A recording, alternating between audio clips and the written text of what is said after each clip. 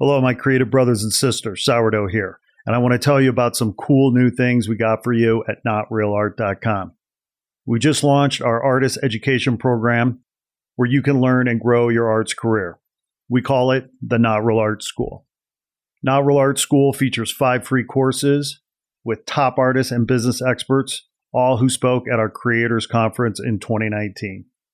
Our free courses include important business topics for any artist, such as how to protect your art, how to market your art, how to license your art, and even how to pitch your ideas in Hollywood.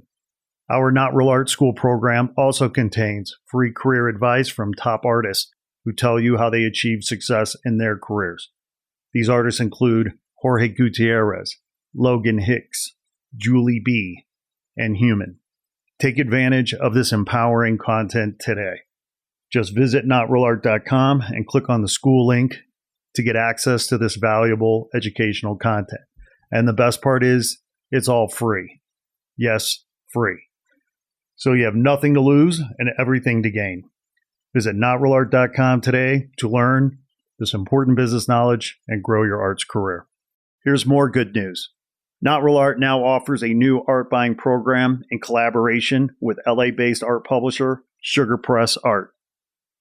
This is great news because now you can easily buy cutting-edge contemporary art at affordable prices and get free shipping with every purchase simply by going to notrealart.com. Sugar Press publishes over 80 amazing contemporary artists that I know you'll love. Artists include Colette Miller, Aaron Yoshi, Jorge Gutierrez, Man One, Risk, Tanner Goldbeck, Max Neutra, Two Fly, and many, many more. To take advantage of our new art buying program, simply go to notrealart.com, click on shop, and you'll be there. You'll find all these amazing artists at affordable prices, and you'll get free shipping. Okay, heads up, my creative brothers and sisters. Not Real Art now has an exclusive membership program designed just for you. If you're an artist or an art lover and you appreciate what we do here at Not Real Art and you'd like to join the family and help support the cause and celebrate creative culture and the artists who make it, please consider becoming a member today. Your membership will help support our work, such as funding our artist grant and production costs for all the programs and content we produce. Your membership will also help us stay independent and commercial free. And when you do become a member, you'll get valuable benefits and perks we think you'll find very cool. And becoming a member is super affordable. Just $5 a month for artists and $10 a month for art lovers. So to become a member of the Not Real Art family, simply go to notrealart.com, click on membership to sign up, and help us celebrate and elevate the creative culture we love and the artists who make it. Thank you. Warning: the Not Real Art podcast is intended for creative audiences only. The Not Real Art podcast celebrates creativity and creative culture worldwide. It contains material that is fresh, fun and inspiring and is not suitable for boring old art snobs. Now, let's get started and enjoy the show.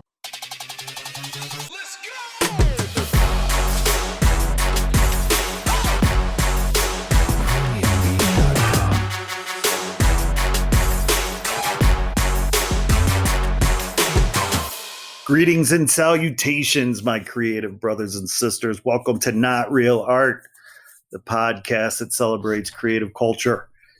I'm your host, Sourdough. My co-host, Man One, is on assignment today, so you're just stuck with me. On today's episode, I'm honored to be joined by one of our grant winners for 2020, wonderful human being, Kiara Machado. Central American artist. Actually, her family immigrated to America. So she's first generation American with roots in Central America and just a fantastic artist and human being. We talked today about her work and her journey and everything in between. And it was just such a joy to speak with her and to have her as part of the Not Real Art family. For those of you who may not know about this, we have a grant. We started in 2019, and in 2020, we awarded the grant to 6 artists. It's a small grant, it's a $2,000 grant to 6 different artists. And we want to help celebrate and elevate them, want to help them promote their work and tell their stories. And so we're having each of the grant winners on the podcast. And of course, if you're an artist and you want to apply for the 2021 grant, go to notrealart.com, click on grant, and fill out the app. There's no fee. So what do you got to lose? Go do it.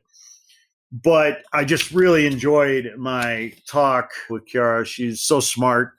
And we had some technical difficulties, of course, in the COVID age here, we're doing everything remotely. And sometimes the interwebs don't cooperate. So if you hear any glitches, don't blame me, blame the geniuses that created this crazy web that we call the World Wide. But beyond that, the content is fantastic. I think you're going to be super inspired by what Kiara has to say. Definitely want you to find her online and follow her on Instagram, Kiara_Eileen_arts, and that's spelled KIARA_AILEEN_arts, ARTS.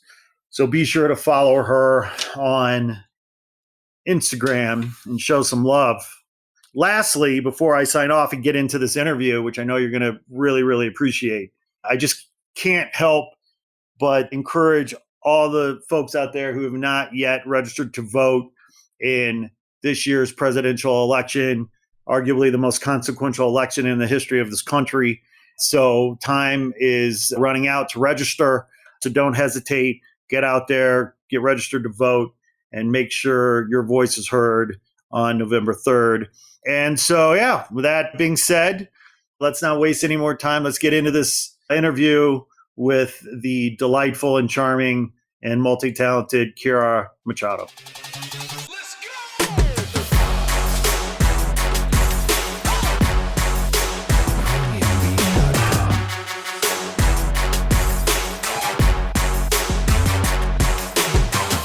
Kiara Machado, welcome to the Not Real Art podcast. Thank you so much. It's so great to have you here. Are you a fan of podcasts? Do you have a favorite podcast that you like to listen to? Yeah, most definitely. Especially while painting, I feel like growing up with so much technology, I definitely have like multiple screens. So I'll have like the TV playing in the background and then either listening to like music or a podcast. Yeah, as far as podcasts, I do listen to a lot of like Central American diasporic just to connect us to have something. Yes. So I listen to that. So the Central American podcasts that you listen to, are they art-centric? Are they political? What's the content? So it's done by Central American Collective, and I believe it's called Central American Voices. And it just pretty much talks about like identity issues that we normally deal with as Central Americans. And it's just nice to hear that validation. Sometimes certain situations happen and arise, and because other folks don't have to deal with that aspect, sometimes it kind of gets into my mind of like, oh, am I being overtly sensitive? So it's just nice to hear. So they do definitely cover like politics, identity, erasure. So very politically identity driven. Yeah. Well, that's fantastic. And you said in the run up that you've been a guest on some podcasts as well. Yes. Yeah. What podcast have you been on? I was on a podcast. I work a lot with Curator Love and mainly with Erica Herugami. And I hope I'm pronouncing her last name right. But it was also at the beginning of the outbreak of the pandemic. So it was also interesting to get together with her as well as another artist, Tia. And we also pretty much just talked about, it was like at the beginning. So like, how do we move forward? How certain issues arisen from this. So yes, I was on a podcast through Curator Love. Yeah, they're fun. There's so many podcasts now. I mean, it's almost impossible to find the good ones because there's so many good ones, right? I guess. So it's great to hear what other people are listening to. And I'm just so grateful that we were able to get together today remotely and for our listeners' sake, we are talking online here through a podcasting platform called Squadcast. Shout out to the guys at Squadcast. Where are you? I'm actually in sort of Central California today. Where are you calling in from? I'm based out of San Gabriel Valley. So I live in Glendora. Yeah. It looks like I'm guessing you're in your studio. It looks like you have some work behind you there. Yes, yeah, I have some work behind me that's some in progress. Another one is almost another piece is done, but it's like for an upcoming future project. Uh-huh. Yeah, so it's a little sneak peek. Well, I feel very lucky. So, what has production been like for you over the last 5, 6 months? I mean, clearly, we're living in a very strange time on multiple levels, not the least of which is the COVID pandemic. Some artists I've spoken to are able to be very productive during this time, and some artists I've spoken to are finding it difficult to be productive. How are you feeling, and what's your work like these days? Yeah, I think it has definitely benefited to have my workspace and my like studio space where I live, so I didn't have that extra like cautionary, with like the paranoia of contracting the virus pretty much anywhere. So thankfully having my studio here at home has definitely benefited and like has allowed me, because I work at weird hours like I feel most artists do.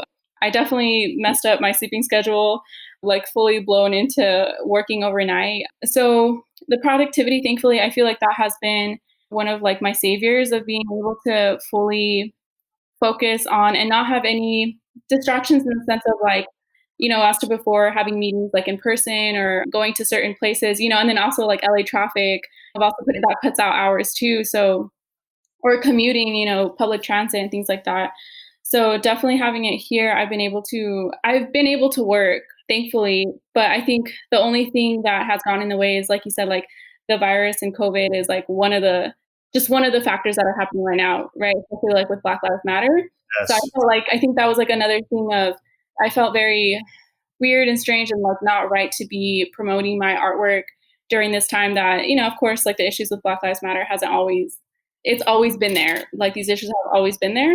So, but especially like, right now with like George Floyd and not just George Floyd, but many other folks who have been murdered at the hands of the police. I just felt kind of weird, like promoting my artwork. So I think that was just like the thing of like, there isn't really like a set time to start sharing my work. So I've kind of started posting a little bit, but it still definitely feels like a little weird. So on that aspect, I feel like when is it just trying to balance that out. But Yeah. productivity wise, I've been able to, art has definitely been able to keep my mental health. That's helped my mental health a lot. Yeah, yeah, and it's interesting, right? Because every artist is so different. In your case, right? I mean, it's like yes, the painting in your work helps you sort of stay sane and maintain a level of happiness, I guess. And yet, some folks can't seem to produce right now, and it's just a fascinating time. And then we all just were so devastated by George Floyd's murder, and it's interesting, even in the work that we do, I stopped posting. I stopped, it's just like it all felt, quite frankly, I mean, I love art. I mean, art is, I've worked in arts my whole life. It is core to who I am. Yet, even in that moment, and even now to some degree, or maybe less so, it just felt so, I don't know, trite and just like, which is not fair, but it's just like, I don't know. I just had to shut up and just be quiet and just be still. Yeah, yeah. It was definitely a time to reflect and also to not center our voices and our platforms around us, like non-Black folks. Yeah. Yeah. So yeah, it was. I think that's just something that is good to also like take into reflect and also like call ourselves in and really be like, what are we doing at the moment? Like in this history now, being present, and then also in the future being able to look back and like be proud of like what we did and doing, hopefully continue to do. Yeah. Like one of the things that I kind of came to was like, well, I want to use like the next few months are so important, right? Between now and November. And no matter how you feel about Joe Biden or Kamala or whatever, like anything is better than Trump. Yeah. And it's just like, I want to use the podcast. That's my opinion anyway. But I want to use the podcast to encourage people to vote Trump out. And so that's one of the things that I've decided to do with the podcast this fall. Is like, no matter who I'm talking to, whether it's you or the next artist, or I always want to just beat that drum, to encourage people to vote and help them understand that, yeah, Biden may not be our best choice, but you know what? We got to get Trump out. That's the bigger point. Yeah, definitely.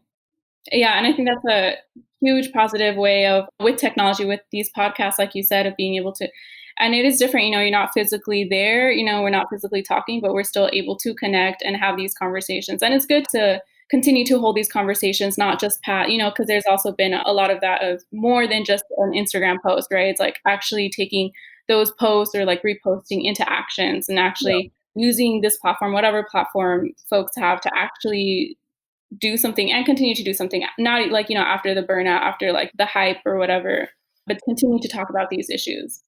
100%. And I mean, I'm a white dude that grew up in the Midwest, but my two children I've adopted, and they're, my daughter's African American, my son is a mixed race, and I worry for them. I would just worry anyway for anybody, but as a dad and as a white guy, these issues are even more relevant to me than maybe some people would assume. Yeah, it's crazy. Well, enough of politics. Let's talk about art. I'm so in love with your work. It is so rich and so beautiful and so complex. I mean, the amount of layers and the amount of meaning and connections and hidden gems. It takes a long time, to absorb. Where does that sophistication come from? I mean, you're sorry for asking. I know it's rude. I'm 50. I turned 50 this year. I'm guessing you're 25. How old are you? Yeah, actually close, 26. Okay, 26. Yeah. Explain your work to me a little bit. Where does that richness, that complexity, that sophistication come from as a 26-year-old painter? It's just so inspiring. Thank you so much. There's a lot from frustration, anger and frustration. So everything ties back to my identity of being Central American, right? And having also recognizing the privileges of being born in this country, because I do recognize that. But I think, having dealt with these issues for a long time, I remember as far back, like every year, as far back as like kindergarten through elementary, middle school, high school, all the way until like currently, to always have to be defending my identity has created that like perspective of being able to also analyze other identities who don't get that platform of like being like, okay, I'm Central American, my mom's from Guatemala, my dad's from El Salvador, my great grandmother was from Honduras. And then having Central America so close and for folks to not even realize where Central America is, so all these frustrations of having to have the same conversation, not just once, not just twice, but hundreds of times, also with friends, people within like the Latinx community, also not really having like that solidarity. So always having to deal with this, right? Of course, like the conversation differed from when I was a child to, when I was able to actually tap into more like complex language, or not even complex language, but just be able to hold these like types of conversations. So having those issues like always persistent, I always knew that like I've always wanted to, and I've been proud. I'm always proud. That's like the first thing that I want to like shout out to Central America. So being so proud and thankfully having both those cultures so prominent within my household, I don't feel any more or less of one side than the other. So that has always like pertained into or transferred into my art and wanting to uplift that, because every time, that's the first time that folks hear of Central America, it's mainly like violence or MS-13, or they're very hard. And it is true, like that's why my parents left. And just wanting to also show like the beauty and the richness of our culture and how also diverse it is. I'm only one representation of Central America. I'm not the representation, but I'm only just one of like such a diverse and beautiful culture. So wanting to uplift and hopefully for other folks to see it, or when they see my art and hopefully be like, is that like speaks to me, or like I can relate to that. So definitely wanting to connect with folks who feel that erasure, who have some type of visibility and invisibility. So the sort of aesthetic beauty and complexity is one thing, but again, my interpretation, but it feels like there's a sort of almost a rich spirituality about your work. When it comes to spirituality, I mean, well, to what extent does spirituality play into your work? And what do you do, if anything, to find wisdom and joy in your spirit? So I'm Catholic, but I am fine to have debates like going against Catholicism just because of the history of it. Sure. And obviously even now, or even how Catholicism came into Central America.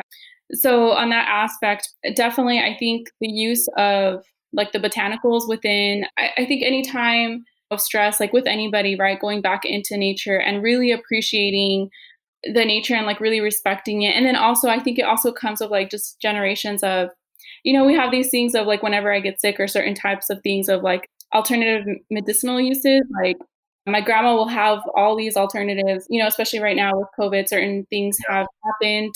I'm assuming most folks have been affected by a lot of things. So we've dealt with certain situations. And my grandma was like quick to like, oh, get orange leaves, get a tea of orange leaves. If it's only for one person, you use X amount of leaves. If it's going to be for more people, X amount of leaves, and just drink the water. So things like that too, of like really being able to see these plants and know like the uses of not just like aesthetically using them within my work or being able to tie them back into like central to Southern California, but also knowing like or being able to use these as like for our bodies, like ingesting them. So I think that's where I can also connect with it spiritually of like knowing that they go beyond just like looking pretty, but being able to the different uses of them. Yeah. And I want to be clear for our listeners, right? It's not that you're using religious iconography in your work. You're not. Mm-hmm. I think for me, what it is, I love nature. I love being outdoors. I love camping. I love, hiking. Yeah, And so I think maybe when I see your work, because there's so much reference, to the natural world on some level, it feels spiritual to me, which is why I wanted to ask about it. At least that's kind of what was resonating with me. Talk about the women in your work. Yeah, I definitely focus a lot more on women. And I think it's just that sense of the experience of the women, it being like trans women, queer women, femme women, just how uplifting. And I feel also how much solidarity I've had with women and women of color that have truly been there for me and always been there to support me. So I feel like it definitely is, I don't know, I've just been more drawn to painting women and like diverse set of women. And I think that's why I try and use altered colors, and because I also don't want to like just be painting certain, I do have the privilege of being like light skin.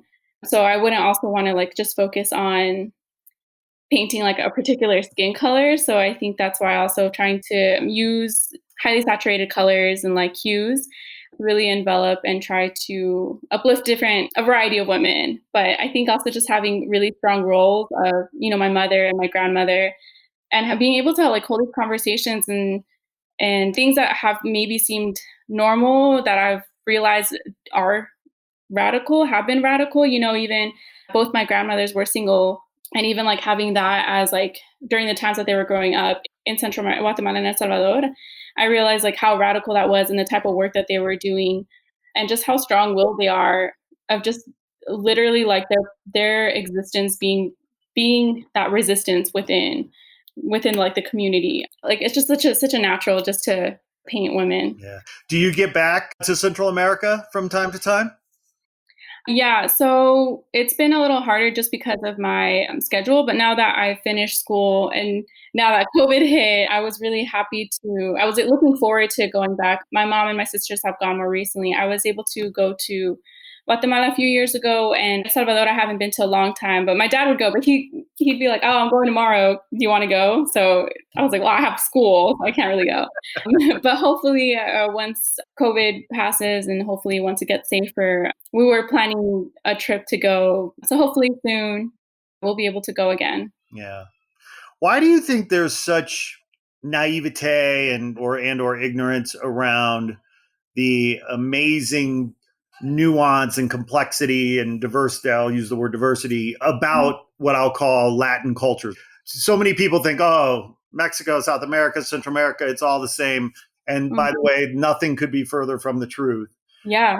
I've done some traveling. I've been to South America. I've been to Mexico many times. I've sadly not yet made it to Central America, but I've gotten a taste of how different, Definitely. And so talk a little bit about that and your frustration around that, I'm sure. Yeah, definitely. Yeah, like you've traveled, so even from hearing the accents, right? Like in one country, even within Central America, like our slang, even from Guatemala, like when my mom will say certain words and my dad's side of the family is like, what? So it's so interesting. And I love that. Like, I love being able to talk about slang within like with other folks, right? Like, oh, what does this mean? Like, what does that mean? And it's just so beautiful. So it's just so, it is incredibly frustrating when other folks just like see or hear somebody speaking Spanish and they automatically assume that they're from like a specific country, and I don't understand because either they haven't traveled or they haven't like read books. I don't know what's the thought process of like folks who do live here. And I mean, I guess it goes into like history too, right? Like how history books and it's been taught in such a white perspective, white favoring, that it like he'll tell straight up lies and be like, those are facts. Right, So right. I think it just goes into the way that things are taught growing up and being and like reading and looking back at those textbooks and being like, wow, and even resources. So accessibility to these things. There's this one book called Algorithms of Oppression. And even like the way that things are coded, people might, when you Google in something, like when things like pop up, like the first things to pop up. So sometimes like you could look at those and be like, wow, like that's really what people are asking about, like a specific ethnicity or like country. But even those things are coded in a way that those things are the first things to pop up. So even that, of like not thinking about the way that the resources are let out or the way that like facts are. And I think accessibility is a huge thing because every time that I try and look up Central American figures, artists, literature, I have to go in with a direct name or a direct site because nothing will come up. Like nothing will come up, or it'll be like middle of America, and I'm like, no, I'm not the country. Right.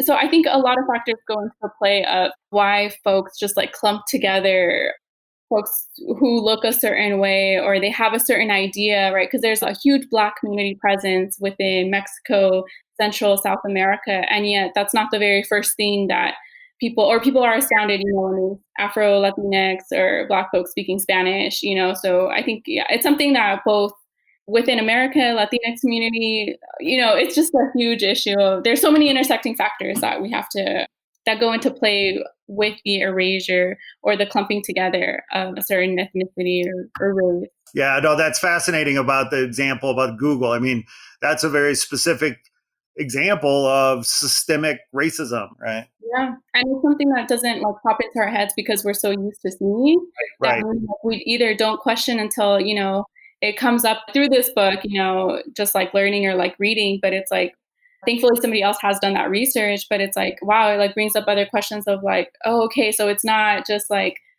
they're going out of their way to make these things hard, or they're going out of their way to instigate or to cement these ideas, right? Or I mean, yeah, maybe they are going out of their way to do that, but maybe they just don't even care to get it right.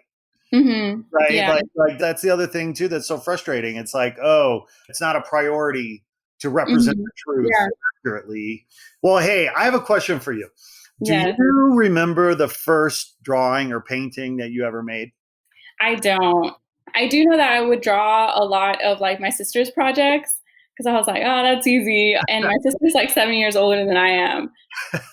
You were doing her homework? Is that what you're saying? Yeah, I would do, so my sister's a RN. So during like her medical school, they'd have to do like charts of like, oh, soup nation, plantation, or like the way that certain body parts like curve and stuff. And I remember like I would do that for her because I was like, oh, that's like so easy. Just like do this. And she's like, what can you do like the rest and stuff? And some of the teachers would like keep those charts.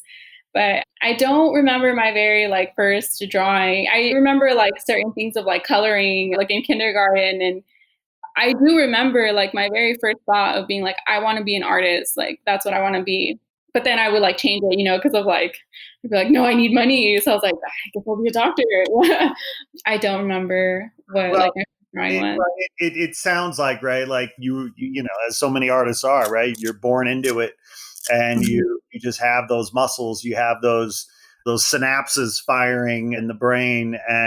But it also sounds like you've been incredibly supported all these years by your family. Definitely. Thankfully. I feel like at times maybe they didn't quite understand what like art meant or like what a career in going into art meant. So it was definitely like a learning process, right? Of being like, well, like, what do you exactly like do with that? but they have been incredibly supportive. I definitely know that like if I didn't have their support, even being able to have my studio at home, right? Like that space given and that respect given, the like mutual respect of like, hey, like I'm working right now. But yeah, I definitely like I would not have been able to continue to do art as much as I am right now if I didn't have like their full support. And it's beautiful to see them go into, I mean, right now obviously we haven't been going to like galleries or like art shows or things like connecting to art and community.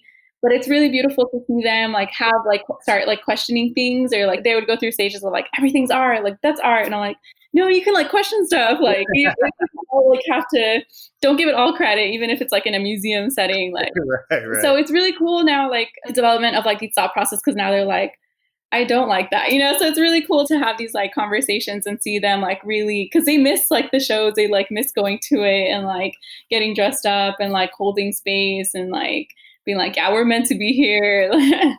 So yeah, so I'm incredibly thankful for their like unconditional love and support.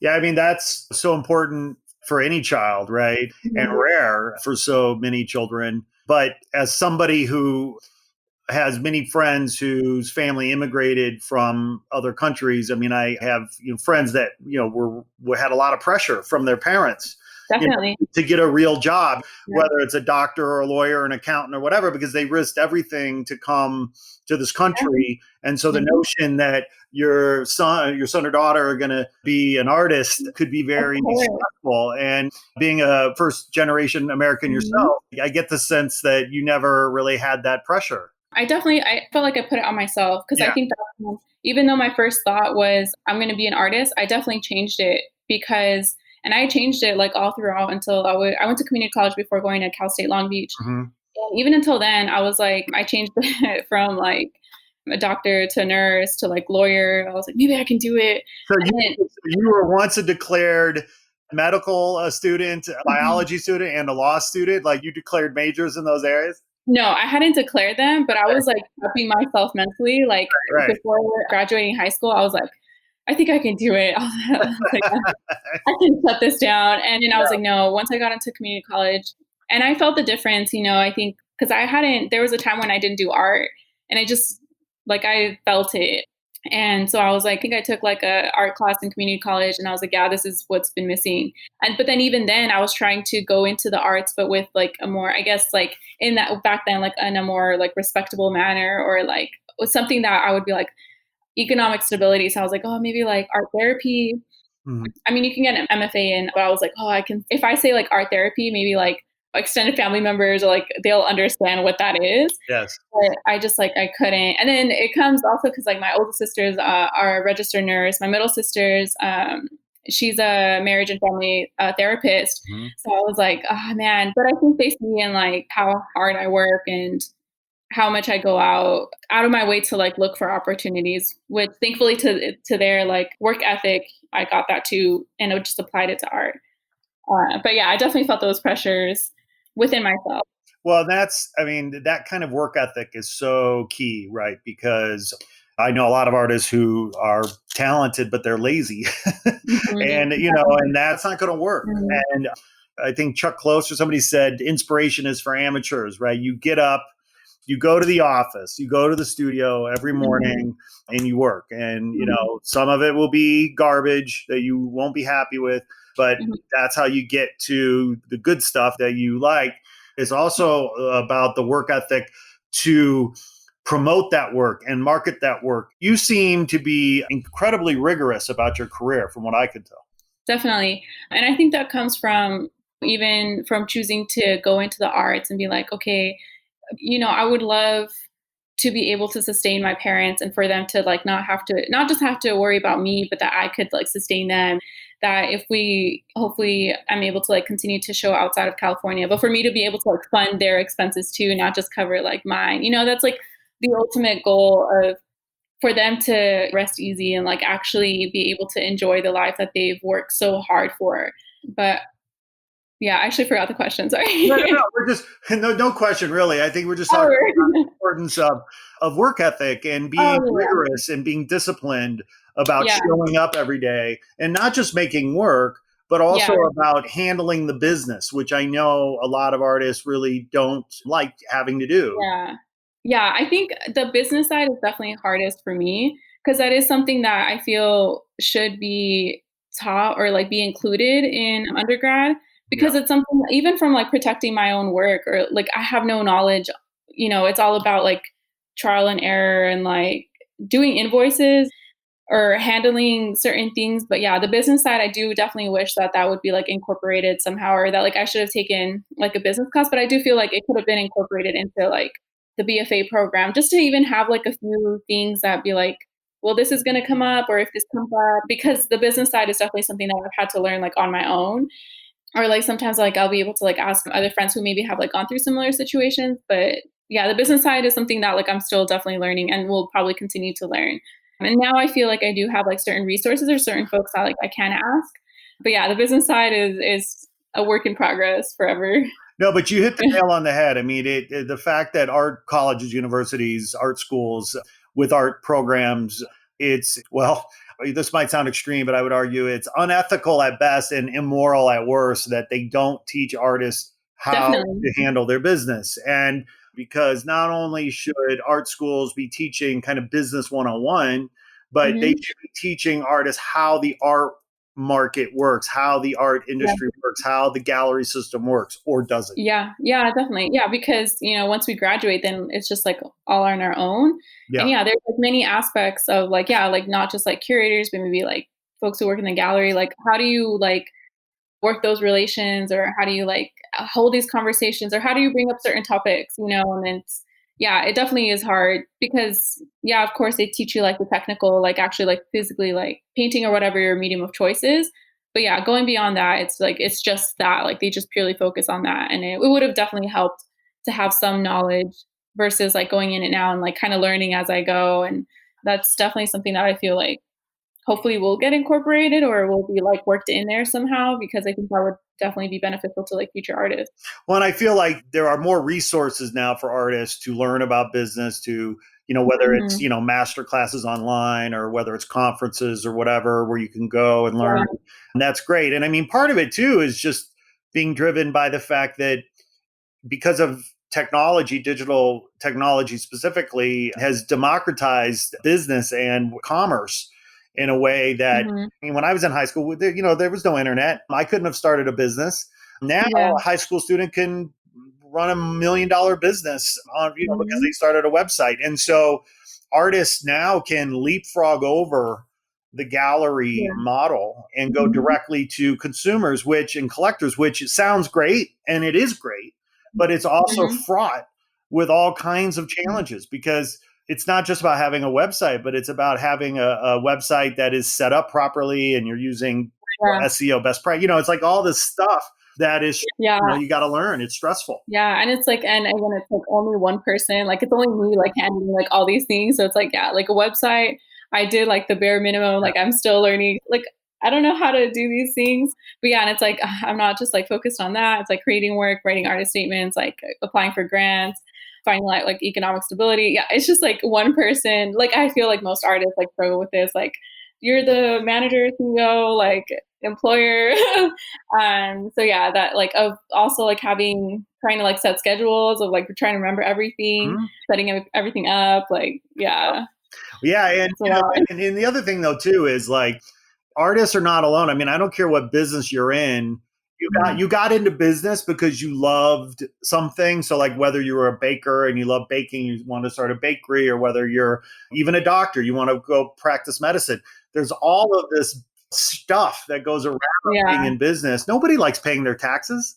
You know, nobody likes that. So it's not so romantic being an entrepreneur. Yeah. You have to wear all these hats and not all of the Mhm. hats fit so well. Yeah, yeah, definitely. Like being scared of like not messing anything up because I'm like, oh, like I don't want to get like caught up in something. Yeah. Like making sure. Oh, I'm gonna get audited. Oh no. Yeah, yeah, yeah. So it's like something that I'm just like, yeah.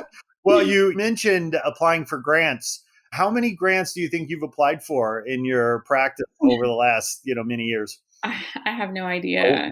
I think that, several, maybe yeah, definitely, probably just like a few a few dozen. dozen. Yeah, and I think that's like something else is like grant writing, Mhm. like writing proposals. I feel like that's something that I definitely have like, it's another aspect of like sitting down and actually, you know, because I feel like I can talk about my work more verbally, but then like putting it down into paper, you know, I actually have to like structure my sentences a certain way, or like speaking Spanish first, and I'll write it, translate it directly. And I'm like, oh, that does not make sense.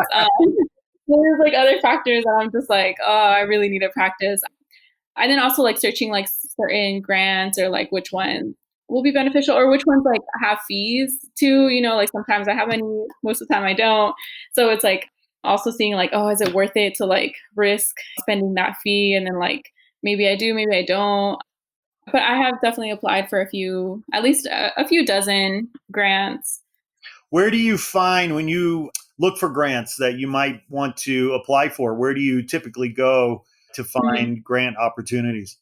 Most of the time, I feel like that's like definitely a pro of Instagram, because I found a lot through there. And most of the time, they're like pretty low fees, if not zero fees. Obviously, the one with Not Real Art Grant through ArtShare. So sometimes even like through shows that I've done, and just kind of like keeping up, or like checking back in with their websites, or like saving them and being like, oh, like, is it worth it? But definitely, I feel like for the majority is definitely through Instagram. You know, like one will pop up, and then like you can see another one. And then sometimes I do like periodically just like type in like Southern California grants, or just like grants for artists. But yeah, definitely number one, social media, and then just like actually typing it in into like Google or something. Yeah, you know, asking this question caused me to wonder about something else, which is about community, right? Like, because you would think, right, that opportunities, you would learn about opportunities through speaking with other artists. But the reality is so many artists are isolated. Well, now they're really isolated, but being an artist is such a lonely kind of occupation. Artists really struggle, I think, to find community sometimes. Where do you find your community as an artist? Where do you, I mean, like, Americans for the Arts, for example. I mean, or that might be one idea of how some people find community. But you personally, like, where do you talk shop with other colleagues? Yeah, it's something that I miss now that, you know, COVID has just, you know, no social gathering. It was, I think, more so through Central American events. You know, it's this thing of like going so long with, like, I wouldn't just like randomly run into a Central American or somebody else who's from like Central America. So definitely through, I guess, like cultural events that I hosted also by like community. There was this one coffee shop in Compton called Patria. The owner is Guatemalan, and he would always host, or like have like folks host like workshops and panel discussions. And it was so beautiful because you could just feel it, that he was like, this isn't my space. This is like the community space. This is your space. And then also like recognizing, you know, that we're on stolen land, we're on Tongva land. So I think just like those spaces, like these like radical spaces, or these like spaces that like, you know, are like for the people, hosted by the folks, like nobody else can talk about us but us. So definitely like these events where I can like talk openly, like without no censor, and like I could say certain things that I don't have to go the extra mile of explaining, like just being like, for like the first time, being able to say something like once and be like, yes, like I get you. So definitely like these like Central American like little like safe spaces are definitely like places where I can like even talk with, where I've met like other folks in other aspects of like art, like poetry. One of my good friends, Pineda, she's a poet. So it's really interesting to also talk about two other like creatives, like going past like paint, right? Because that's like a different process that I'm like, whoa, like you're a writer, like how's your process of creating? Yeah. I ask about it too, because that's one of the reasons why we started the Not Real Art Grant, is to try to, we have the podcast, we have the grant, we have the blog, we have other things, you know, the events that we have done. I mean, it really is about trying to provide what some might call like water cooler moments where people can come together, have collegiality and have community.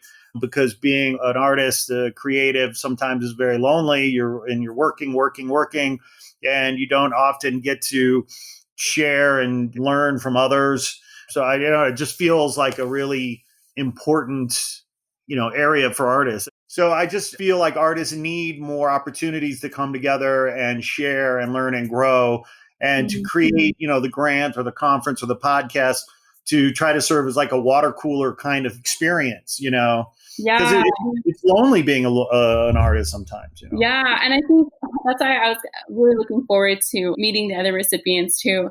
because you do meet with artists that you wouldn't normally meet otherwise, or, like just by chance, right? Sometimes like you may like be like following each other on Instagram, but that's not the same as like actually knowing and like conversing and being able to like share different perspectives and see what like they're discussing in their art, whatever it may be.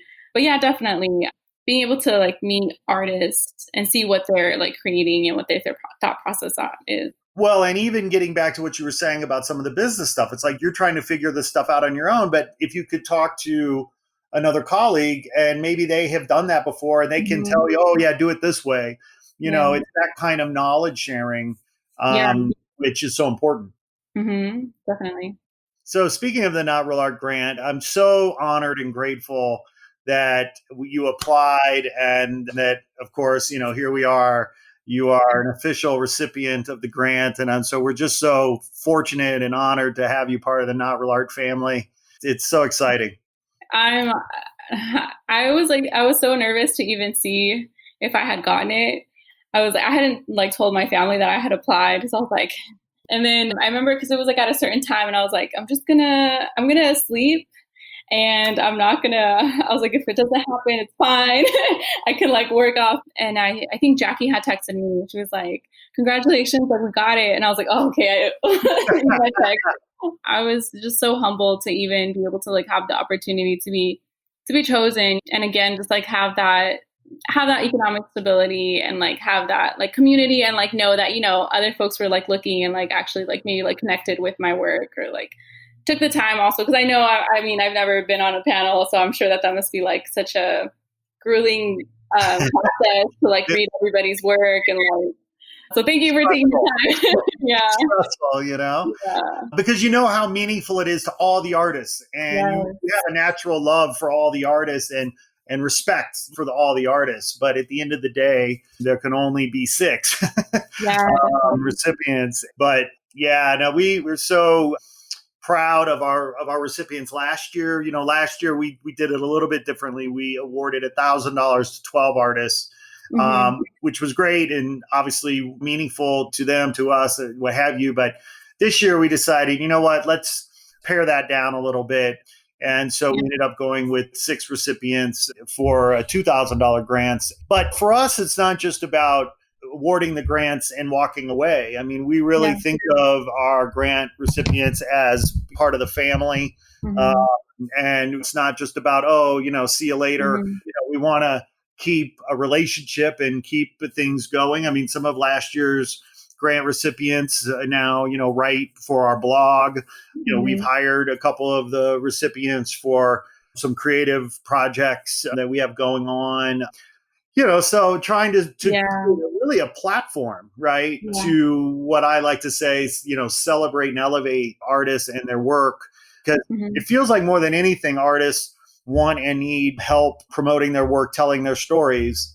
Yes. Yeah. And so that's, like the podcast. That's why we want all the grant recipients to come on the podcast. Each of our 6 recipients will get a podcast like we're doing today and give them a chance to shine and tell their stories a bit. And, but because of the COVID situation, we're having to change things up this year a little bit. Last year, as you may recall, we had the exhibition at Art Share LA Gallery.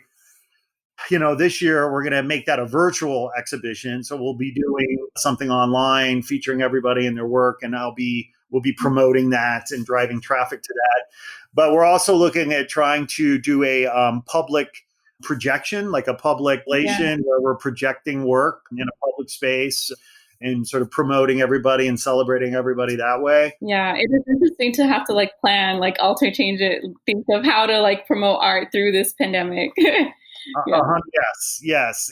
So I tend to think of it as just a creative challenge and, an opportunity to get creative. But we all love a good gallery show and, where we can come and be together. And that's what's so hard about this time, is that we're all hungry for some rubbing of the elbows as we used to do. But we're working on that stuff, and I'll be sharing more with you as that comes available. What are you working on right now? Like, what is your next show that you're aware of? Yeah, I'm actually going to be included in a show in Maryland, the University of Maryland. Yeah. And it's all Central American artists. So it was actually a group show that was showing at Duke University. And now it's a traveling show to Maryland. And at Duke, it was like the first time that they had highlighted Central American artists. And that'll be in September. But again, also, it'll be hung like physically, but of course, it's going to be limited and I think mainly for the most part virtual. Yeah. And then I had some shows, but obviously, that now they've been postponed. So I'm not exactly sure. I'm still like continuing to work like as if I would have like a show coming up like anytime. But yeah, that's the only one that I can remember. I think I might have another one in September, but again, I think it'll mainly be virtual. But yeah, that's the only like one that is really cemented in Maryland. How many pieces will you have in that show? 3 pieces. 3 pieces, right? Yeah, one 5 by 6 foot, and then the other ones are 10 by 10, and the other one's like a 6 by 12. How many pieces in your studio right now available for sale? I got a lot. If anybody's listening, I know I got a lot. I'm trying to see. I can give you like a little glimpse if that's okay. Yeah, I'd love to. Yeah. So this is a little bit. So I have too. Yeah.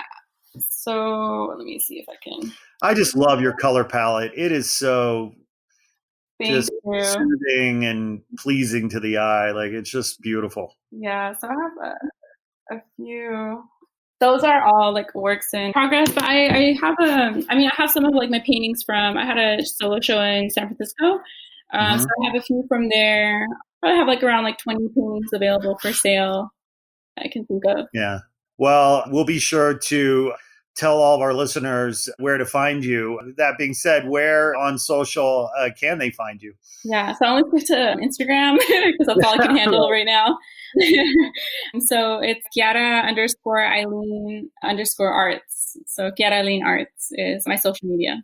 Got it. I'll be sure to put that on the show notes and on the blog post and everything, so they'll find you. I mean, being such a talented artist who makes real art, our name, Not Real Art, must be very funny in some ways. What does the phrase "not real art" mean to you? I think I took it more into maybe like elitist, right? Which I really like. Even just reading like your website and the proposal, like the prerequisites, right? I really enjoy that and really like tapped into that because even being Central American, like I know that the first thing that I go like into looking into museums is if there's any like Central American artists, like not even from Guatemala or Salvador or Honduras, just being like Panama, like Belize, like we're seeing. So, and then also like in a lot of these spaces, going into certain museums and galleries and not being like paid attention because of like how we look. There's like this like esteemed way of like only certain people are able to afford certain types of paintings. So I kind of took it as that, like the elitist type or like the inaccessibility of like certain spaces versus like Not Real Art Grant of like recognizing that. And then also like recognizing like some like bullshit art that like gets so much, how do you say it? Like such a platform or like so much hype, fame or credit or whatever. Yeah, like so much that they're like, wow. And it's like, that means shit to me. Oh, that's a Marvel character. Yeah. So in that sense too, of like recognizing also that like within there's like artists who really like focus and like there's like actual like meaning behind it. And then there's like other art that's like nice.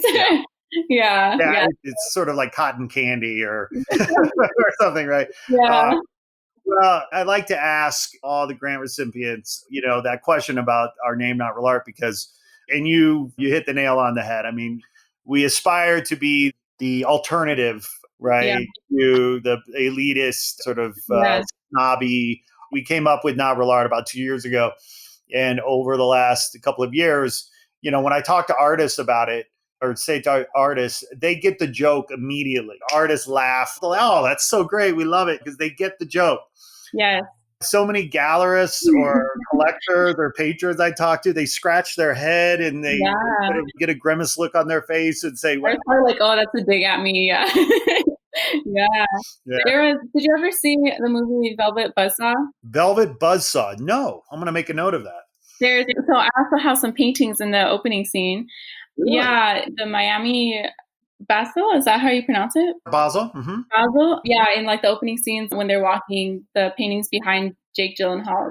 Oh, wait, Velvet Buzzsaw. Yes, I have seen that movie. I'm sorry. It's the horror movie where the paintings come alive because the artist used real blood. Yeah, right? yeah. But yeah, I have some paintings in like the opening scene. I have some throughout too, but like, they're far away. But there is like this one scene where they go into like an artist, like later on in the movie, they go into like the artist's studio, or he's like playing basketball or something.